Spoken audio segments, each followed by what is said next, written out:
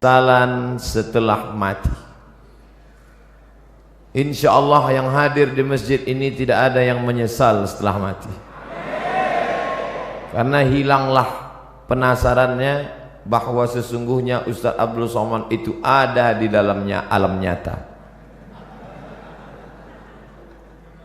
bukan hoax tapi hak. Maka ketika nanti kita mati, saat itu roh keluar dari mulut dan hidung, dihembuskan, lalu kemudian nampaklah dia, dan yang terakhir melihat roh itu adalah mata. Itulah mengapa orang yang mati meninggal dunia itu matanya terbuka melotot. Istri, anak, buah hati, belayan jiwa tidak lagi berani. Selama ini mereka sayang kepada kita, tapi ketika itu mata yang terbuka lebar tak lagi mampu tertutup, mereka pun akan datang ke masjid memanggil tuan imam, Ustadz, Kiai, tolong datang ke rumah karena bapak saya dari tadi malam matanya melotot terus sampai pagi ini. Mereka mulai sibuk mengurus mana surat mobil, STNK, BPKB, akte notaris, karena tak lama lagi harta warisan akan segera dibagi. Dan istri pun sudah bersiap-siap akan menikah dengan bronis. Kalau yang meninggal suami, kalau istri yang meninggal, dia pun akan mulailah menangis sebelah kanan, sebelah kiri, dia melirik mana yang akan dicari sebagai pengganti. Dan bahkan belum mati pun dia sudah ada calon pengganti. Kita lah yang akan menghadap Allah Subhanahu wa ta'ala dalam lubang tanah yang basah, tanah liat karena baru saja hujan, disedot dengan mesin pengisap air, tetap naik air karena sedang musim penghujan. Akhirnya apa kata jamaah berbisik, sudah kita ikat saja dengan batu besar. Akhirnya jenazah itu pun tenggelam, lalu kemudian ditimbun dengan tanah. Hari pertama, hari kedua anak menangis. Hari ketiga mereka mulai tersenyum karena mendapat SMS lucu-lucu. Kirim rek spasi lucu, kirim ke 9090. Berlangganan 2000. Bila tidak setuju unrek, sudah di unrek tetap dikirim juga. Hari keempat mereka mulai mengambil remote dan menonton. Istri tersenyum sendiri di kamar, anak tertawa sendiri di kamar masing-masing, karena mereka punya TV di kamar masing-masing. Dan tak lama setelah itu mereka pun mulai membuka laci mencari mana surat tanah, mana surat mobil. Mereka hari Senin mulai ke kantor Samsat untuk balik nama. Kenapa balik nama? Karena polisi tidak mau menangkap almarhum. Lalu apa yang dibawa menghadap Allah? Pada saat itulah orang mati itu akan berkata, ya Rabb, ya Allah, laula akhartani ila ajalin qarib, kalau engkau beri aku masa sedikit saja, tambah umurku sekejap saja ya Allah, apa yang akan kau lakukan? Fa asaddaqa, aku mau bersedekah, bukan somat. Aku mau bersedekah. Laula akhartani ila ajalin qarib, kalau kau berikan aku waktu sekejap saja, aku mau bersedekah. Wa akum minas salihin, aku mau beramal saleh. Alhamdulillah, orang Jawa Barat rajin bersedekah, buktinya masjid yang besar ini. Nampaknya yang bersedekah tidak hadir di sini karena suaranya tidak besar. Kalau dia hadir pasti dia berkata, amin, itu sedekah saya. Tapi rupanya orang Jawa Barat tidak mau riak. Memang dia bersedekah tapi dia diam saja. Malah yang mengatakan amin itu tidak bersedekah sama sekali. Serba salah mendengar ceramah Ustadz ini. Mau bilang amin dia katakan ini, mau bilang tidak amin. Kalau begitu lebih baik bersuara tapi bergerak tidak bersuara. Tidak ada gunanya harta yang banyak, tinggal tanah yang luas tinggal, kebun yang sejauh mata memandang tinggal. Itu kebun teh siapa? Luas sekali, saya tidak tahu Pak Ustaz. Itu kebun orang, siapa yang punya? Tidak tahu. Tinggal. Yang kau bawa mana? Yang pernah kau usap kepala anak yatim. Ini bulan Rajab, tidak lama lagi bulan Sya'ban, santunan anak yatim. Banyak orang menyantuni anak yatim di bulan Sya'ban, di bulan Rajab. Tapi setelah itu mereka berhenti. Memangnya perut anak yatim itu laparnya di bulan Sya'ban saja. Itu hanya untuk show, untuk pertunjukan, starting point. Tapi lebih daripada itu adalah untuk memperdulikan, memperhatikan mereka. Maka saya diberi judul. Biasanya judul saya pemimpin yang adil. Biasanya judulnya jihad fisabilillah. Biasa judulnya remaja hijrah. Biasa judulnya perempuan penunjang pendobrak kemunduran. Tapi hari ini judulnya menyesal setelah mati. Memangnya saya Ustadz mati? Hidup ini diberikan Allah Ta'ala bukan untuk mati. Hidup ini diberikan Allah Ta'ala untuk hidup. Maka siapa yang berpikir untuk mati, maka sebenarnya kehidupannya ini yang panjang, yang banyak, sebenarnya hanyalah persiapan-persiapan untuk menghadapi kematian. Insya Allah, kalau beginilah ramainya solat berjamaah, maka saya tidak perlu lagi memberi motivasi solat berjamaah. Insya Allah subuhnya pun kabarnya kata Pak Gubernur seperti ini juga banyaknya. Nampaknya amin itu harapan sebagai doa, mudah-mudahan sebanyak ini. Bapak Ibu yang dimuliakan Allah, maka selagi masih ada kesempatan bersedekah, jangan sampai seperti yang dikatakan, laula aqartani ila ajalin qarib, kau tambah umurku, tapi umur tak bisa ditambah. Umur bukan isi ulang. Idza jaa ajaluhum, kalau ajal sudah sampai, la yastakhiruna sa'atan, tidak dapat ditunda walau sesaat, wala yastaqdimun, tidak pula dapat dimajukan walaupun sesaat. Penyesalan orang sudah mati banyak, tapi saya batasi pada tausiah kali ini hanya 5 poin saja. 5 penyesalan orang sudah mati. Kenapa Ustadz sebut angka 5? Karena rukun Islam 5. Kenapa enggak pakai rukun iman? Iya juga ya. Tapi payah saya nyebutnya begini. Ada 5 supaya Bapak Ibu pulang mudah ngingat. Saya termasuk penceramah yang tidak pandai ceramah ngalor ngidul. Ada orang ngomong bisa semua dia bahas. Dari Donald Trump sampai Donald Bebek bisa dibahas. Saya tidak pandai.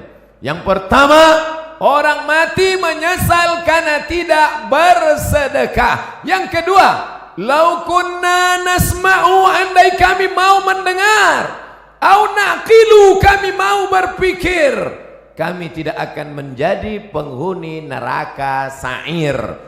Ada neraka jahanam, ada neraka sakar, ada satu khusus neraka namanya neraka sa'ir, dan itu ditempati hanya orang-orang spesialis, tidak mau mendengar pengajian. Dan masyarakat Bandung sudah selamat dari neraka sa'ir ini insyaallah. Yang ketiga, siapa itu orang yang menyesal? Mereka yang terbaring di rumah sakit, di ruang ICU, suara azan sayup-sayup masuk ke celah-celah jendela, hayya 'alas shalah, menetes air matanya. Kenapa? Karena dulu waktu sehat orang azan dia laga ikan cupang. Orang azan dia tetap main game online PlayStation, bahkan mengejek-ejek orang sholat. Hayya 'alas shalah, kamu aja duluan lah. Padahal mestinya dia katakan la haula wala quwata illa billah. Tapi sampai masanya dulu kau berotot tegap, tapi akhirnya kau seperti bunga mekar, layu, kuning, mati. Berapa banyak dulu yang berotot tegap, sebelah kiri tatu ular kobra, sebelah kanan singa. Sekarang begitu keriput, kucing kena minyak.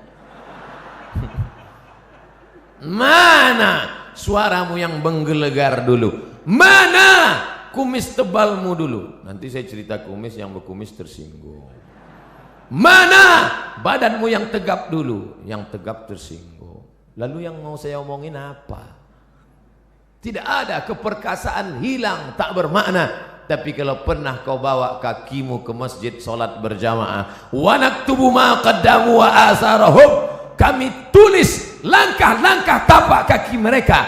Setiap langkah, langkah pertama mengangkat derajat, langkah kedua menghapuskan dosa, langkah ketiga menghapus dosa, langkah keempat mengangkat derajat. Ini orang-orang yang di atas ini kenapa derajatnya naik? Karena mereka berjalan kaki datang ke masjid.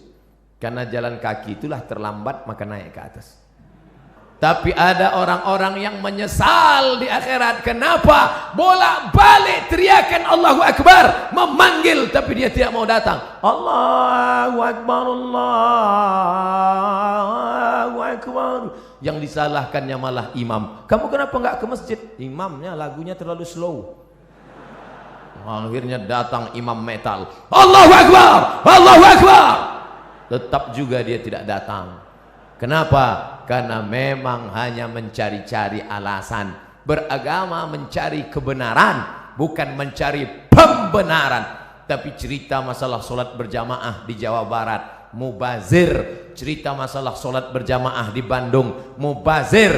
Bandung lautan jamaah, ramai, melimpah ruah. Kalau mau lihat istiqomahnya, besok subuh foto gambar masjid masing-masing, like and share. Foto yang hari ini dari atas, dari depan, dari belakang. Besok subuh foto juga. Lalu besok buatkan gambar banding sebelum setelah. Ustadz ini mengkerdilkan kami. Tidak, ini negerinya para ulama. Banyak ulama-ulama, kiai-kiai, ulama besar datang dari sini. Maka insya Allah kita diberikan istiqomah solat berjamaah ini, insya Allah.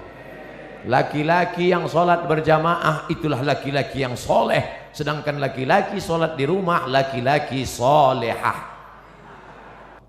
4. Siapa yang menyesal? Orang menyesal nanti mati ketika hidupnya la yadkhulul jannah, tidak masuk surga. Siapa itu?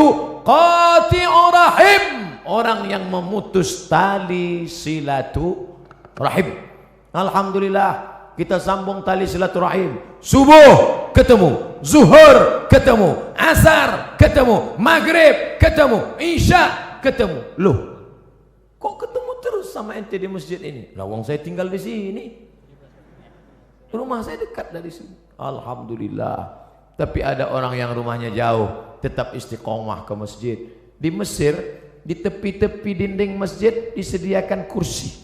Kursi 2, 5, 3, 4. Untuk apa? Orang-orang yang tua dibawa oleh anaknya dengan kursi roda, didudukkan. Qad qamatis salatu, qad qamatis salah. Allahu Akbar, Allahu Akbar. La ilaha illallah. Mereka mesti dibawa bersilaturahim. Sebelum sholat salaman. Apa kabar Bapak? Sehat. Di mana sekarang keadaannya? Alhamdulillah. Anak-anaknya sehat, sehat. Istrinya sehat, sehat. Tetangganya sehat, sehat. Menyambung tali silaturahim. Sekarang orang tidak lagi ada sambung silaturahim. Sabtu, Ahad, libur, tidak masuk kantor, tidak ketemu orang. Dari mulai malam Sabtu nanti malam sampai hari Ahad sore hanya di depan komputer laptop. Jempol ini sampai bengkak. Tidak ketemu orang. Sunyi di tengah keramaian. Nenek, kakek, bapak, ibu, paman, anak, ponakan duduk di ruang tamu, tapi tidak ada bicara. Bahasa Arabnya la salam wala kalam. Bahasa Inggrisnya silent generation. generasi diam. Andai ada yang mati di situ pun dia tetap juga. Bukan dia tolong, dia foto langsung. Bagi yang kasihan tolong like and share. Kasihan. Ini dunia ini sudah kacau balau. Hari ini kita bertemu bersilaturahim. Mudah-mudahan kita termasuk nanti di akhirat saling mencari karena ingin mengajak masuk ke dalam surga Allah. Ustadz Somad, tolong kenali wajah kami ini satu-satu Ustadz. Kalau Ustadz tidak melihat wajah saya nanti di akhirat, kalau Ustadz tidak melihat wajah saya di dunia, tolong cari saya Ustadz, kata jamaah. Lalu saya katakan, ente kok pede sekali masuk neraka? Jangan-jangan kau lebih dulu masuk surga daripada aku 100.000 tahun perjalanan, saudaraku. Sampai di surga ketika saya tanya, ya Allah, mana anak-anak muda Bandung? Kata malaikat, mereka di VVIP, very very important person. Bersama malaikat dan Nabi Muhammad sudah menunggu ente 100 tahun yang lalu ya Muhammad. Saya panjang hisapnya, perhitungan saya panjang lama. Kenapa? Karena banyak silap dan salah. Berapa banyak ibu-ibu yang marah. Kenapa? Karena sopnya terganggu dengan lewatnya pasukan brigade berbaju hitam tadi. Sahabat UAS, ujian akhir semester. Berapa banyak orang-orang yang teraniaya, yang sakit hatinya tersinggung. Makanya saya tidak mau mencari kalian di padang mahsyar. Lebih baik saya minta maaf di dunia. Apakah Bapak Ibu memaafkan silap salah saya? Insya Allah Pak Ustadz. Begitu cara minta maaf. Undang orang ramai-ramai, minta maaf. Karena kalau kita datang satu-satu ke rumah repot, ribet. Apalagi kalau sampai diobrolin kesalahannya. Pak, maafkan salah saya ya. Salahnya apa? Kemarin saya bawa istri Bapak. Apa? Bapak Ibu yang dimuliakan Allah Subhanahu wa taala, maka sambung tali silaturahim. Apalagi ini bulan Rajab, habis ini bulan Sya'ban, habis Sya'ban Ramadan, sambung tali silaturahim. Biasanya tradisi kita dimanapun di Indonesia, di Jawa, di Sumatera, di Kalimantan, di Sulawesi, di Papua, kaum muslimin muslimat mengumpulkan tangga, sahabat, kerabat, semuanya diberi makan. Habis makan minum, habis minum snack, habis itu cuci mulut, habis itu kata sambutan. Bapak Ibu saudara sekalian, anak-anak yatim menghadapi bulan suci Ramadan ini, maukah Bapak Ibu memaafkan saya? Tetangga yang sudah kenyang pun mau. Menunggu Ramadan baru minta maaf, menunggu Idul Fitri baru minta maaf, masalah. Karena kalau sampai kita mati menghadap Allah Subhanahu wa taala dalam keadaan membawa silap dan salah, termasuk penyesalan. Menyesal kenapa aku tidak minta maaf dulu di dunia. Menyesal.